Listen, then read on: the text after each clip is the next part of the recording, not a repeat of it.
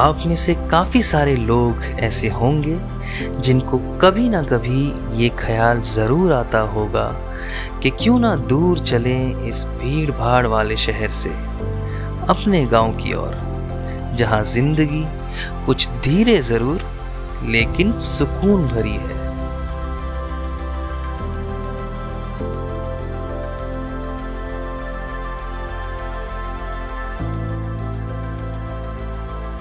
हर साल गर्मियों की छुट्टी का इंतज़ार करना, 3 दिन के लंबे लेकिन यादगार ट्रेन के सफ़र को पूरा कर अपने गांव पहुंचना और फिर वक्त का पल झपकते ही ऐसे बीत जाना कि लौटते समय पलकें नम हो जाती। शायद ये सिर्फ मेरी ही कहानी नहीं, आप में से काफ़ी लोगों के बचपन की गांव की यादें कुछ ऐसी ही होंगी।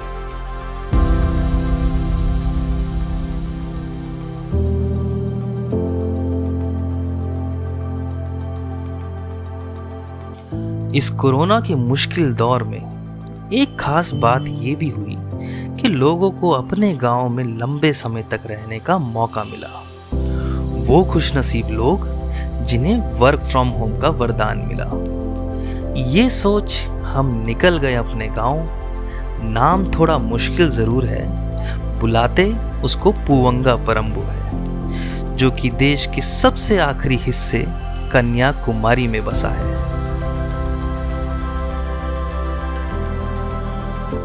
इस देश का हर गांव अपने ही आप में अलग और सुंदर है। कुछ ऐसा ही है मेरा गांव। बचपन से गांव की मीठी यादों का सबसे पसंदीदा समय गांव के उस तालाब में नहाना होता था, जो आज भी वैसा ही है। चाहे जितने दिन रहे, एक बार तो यहाँ की अटेंडेंस जरूर लगनी थी। बस भाई बहनों के साथ जाना और घंटों भर यहाँ मौज करना।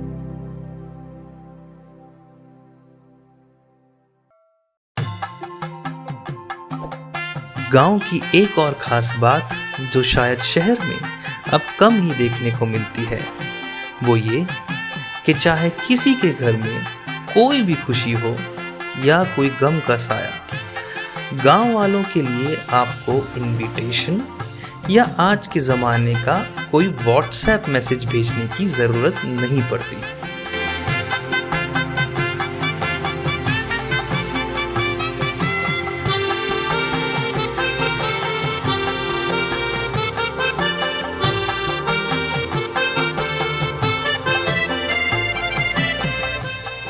हलवाई से लेकर डेकोरेशन तक के सारे कामों में आस पड़ोस के लोग ऐसे लग जाते हैं जैसे शायद उनके घर का कोई कार्यक्रम हो रहा हो। वैसे शायद यही सच है। इस बार जब गांव गया तो यही महसूस किया घर के मंदिर के पूजा में।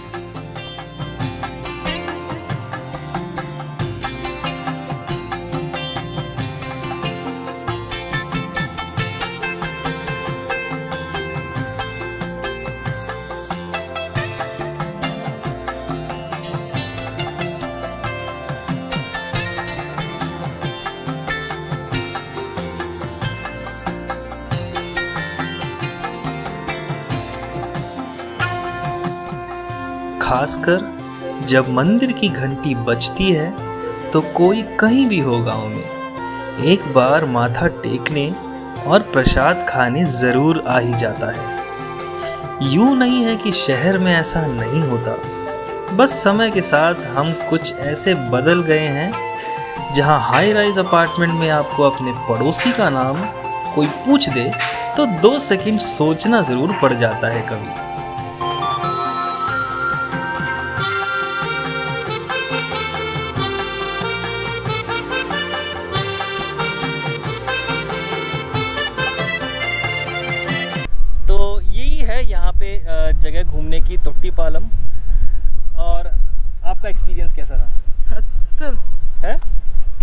कन्नड़ आए थे। वैसे एक बात तो जरूर कहूंगा, ये गांव सिर्फ गांव नहीं है, ट्रैवल एक्सप्लोरर्स और नेचर लवर्स के लिए एक खजाना है। आप कहीं भी जाइए, जहां जहां आपकी नजर पहुंच सकती है, बस आपको हरियाली ही नजर आएगी। एक ऐसी ही जगह से आप इस खूबसूरत नज़ारे का लुत्फ उठा सकते हैं। बस वहीं आपको ले जाना चाहता हूं।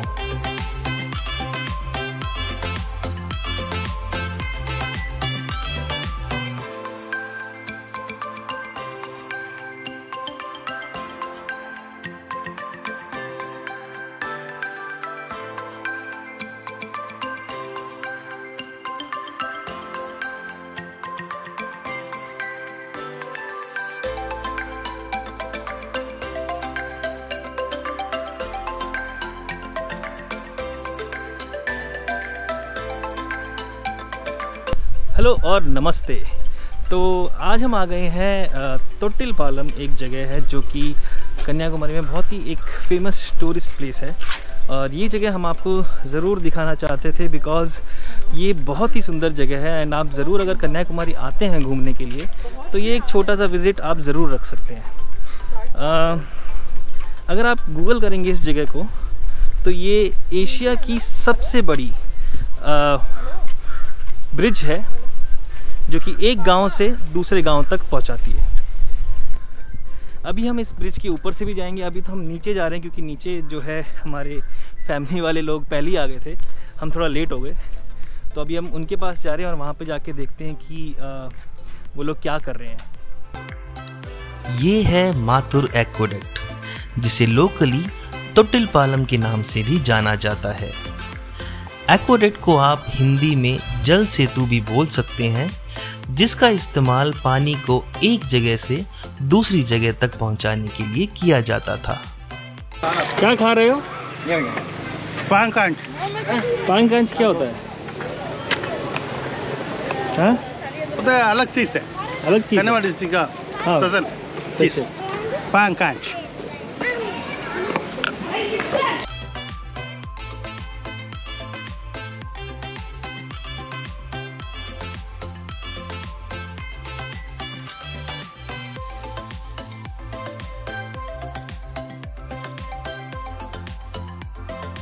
अब हम आ चुके हैं एक्वेडक्ट के ऊपर। और जैसे कि मैंने आपको बताया था कि ये एक्वेडक्ट एशिया का सबसे लंबा और सबसे हाईएस्ट ब्रिज है, जो एक्वेडक्ट है। और यहाँ पे ये इस गांव से जो दूसरा गांव है दूसरी साइड अराउंड, ये बोलते हैं कि 1 किलोमीटर लंबा एक्वेडक्ट है। तो यहाँ से आपको बहुत ही एरियल व्यू दिख जाता है पूरे सराउंडिंग्स का। आई थिंक अराउंड 5-6 किलोमीटर का तो रेडियस आराम से दिख जाता होगा। यहाँ ड्रोन शॉट मजा आएगा ना, यहाँ पे मज़ा आएगा ड्रोन शॉट्स उड़ाने में। तो अभी हम आपको दिखाते हैं ऊपर से कैसा दिखता है ये। अब कहने को तो एक्वेडक्ट्स मेसोपोटामियन काल से बनना शुरू हो गए थे, लेकिन इनका जमकर निर्माण रोमन काल में हुआ, जिसकी वजह से आप ऐसे एक्वेडक्ट्स यूरोप के कई जगहों में बना देख सकते हैं। लेकिन ना तो आपको यूरोप जाने की कोई जरूरत, ना ही कोई वीजा की झंझट। ट्रेन, बस या फ्लाइट पकड़िए और आ जाइए यहाँ इस अद्भुत नज़ारे को देखने के लिए।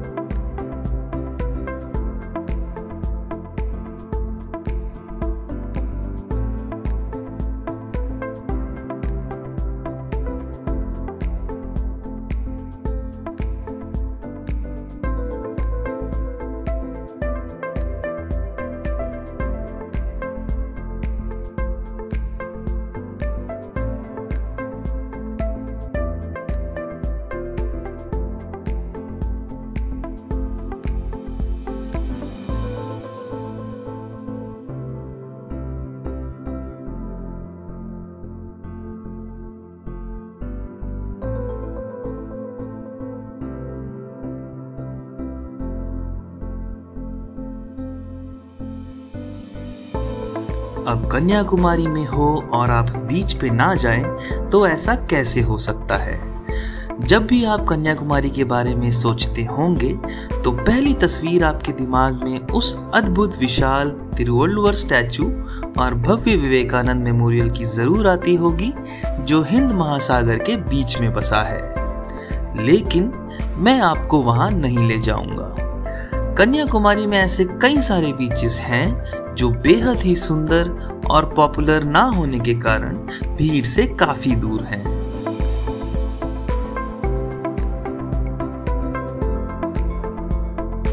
नमस्ते गाइस, तो अभी हम आ चुके हैं कन्याकुमारी के एक बीच, मुट्टम बीच इसको बोला जाता है। एंड ये जो थोड़ा ऑफ बीट बीच है, क्योंकि अगर कन्याकुमारी में बीचेस देखा जाए तो मेन तो वही बीच है जहाँ पे कि तिरुवल्लुवर स्टैचू है और विवेकानंद मेमोरियल है, तो लोग ज़्यादातर वहीं जाते हैं। लेकिन यहाँ पे और भी बीचेस हैं कन्याकुमारी में देखने के लिए, कि जो कि हम आपको आज लेके आए हैं जहाँ पे। और ये बीच यहाँ पे ज़्यादा भीड़ भी नहीं है, तो फॉर सेफ्टी साइड उसके हिसाब से भी ये बीच अच्छा है। और कुछ बताओ मुट्टम बीच के बारे में, आपको क्या எனக்கு முட்டத்தை பற்றி ஒன்றுமே தெரியாது. நானே இப்பதான் வந்திருக்கேன். First time coming, second time. कुछ तो पता होगा। First time coming. First time. 40 years in Kanyakumari. First time coming. ये है कन्याकुमारी का मुट्टम बीच, एक ऐसा बीच जहां पत्थर के चट्टान और गुफाओं का नजारा आपको बहुत कम देखने को मिलेगा कहीं और।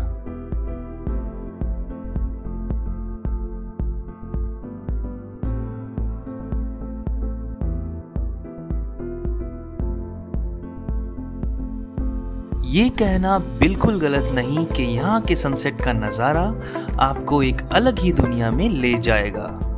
सूर्य की किरणें जैसे जैसे कम होने लगती हैं, पूरा आसमान मानो गेरुए रंग में बदल जाता है, मानो कि किसी ने आसमान को रंग दिया हो।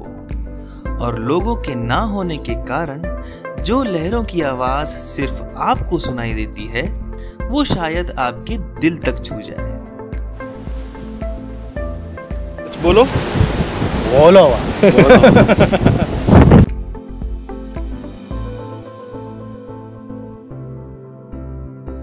बस यही कुछ चीज़ें थीं कि गांव हमें अपने पास ले आया, उसी जगह जहां से इस चैनल की शुरुआत हुई। एक नया दिन, एक नई सुबह और एक नया सफ़र।